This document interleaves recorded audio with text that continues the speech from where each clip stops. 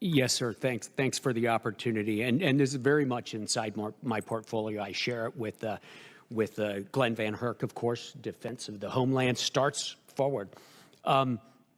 First of all, sir, if I could, I'd like to underline your comment about the specificity of the degradation of the Russian forces. Much of the Russian military has not been affected negatively by this conflict. One of those forces is their undersea forces. It's hard to talk in public, as you well know, sir, about undersea warfare and our efforts in that regard. But I can say that the Russians are more active than we've seen them in years, and their patrols into the Atlantic and throughout the Atlantic are at a high level.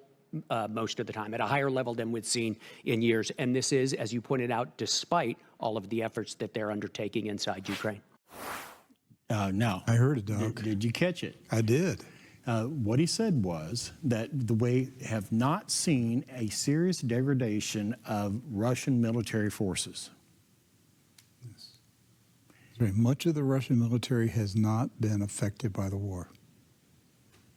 Now, I heard that I had to rewind it several times because he was contradicting Representative Courtney there. And because Courtney assumed, well, we've been knocking the Russians back on their hind ends. And I know, but the New York Times and the Washington Post and CNN and Fox and the the London Times and Telegraph in London and the Daily Mail and the BBC and all the Western media, Doc, they've been telling us every day for a year, the Russians are losing, they're bleeding, their troops are deserting, Ukraine is winning, the Russian army is going to collapse, there's mutiny. It's all a lie, isn't it? Yes, and you heard that from the commander of the region. I mean, it's a lie. It's propaganda. It's all propaganda. The Russians are winning. Yes. And the only reason the Ukrainians are still there is that the Western nations have spent hundreds of billions of dollars collectively to prop up a corrupt government run by Zelensky.